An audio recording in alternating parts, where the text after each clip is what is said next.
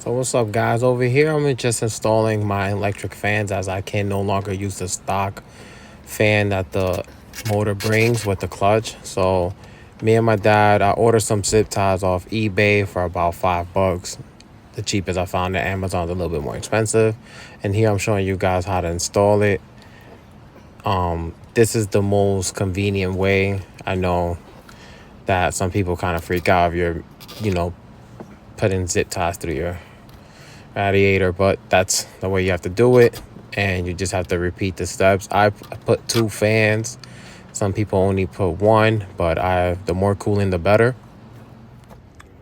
Repeat the same steps 8 times for both fans.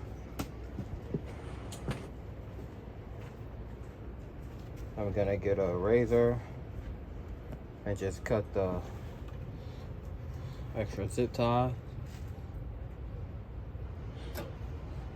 And then we had to cut this off, and I'll show you guys why.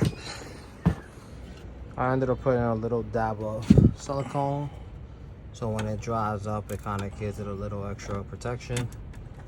Oops, I missed one, but yeah. So we got some rivets, drilled the hole, and put 2 rivets there. Obviously, I'll buy better hardware later, as you can see.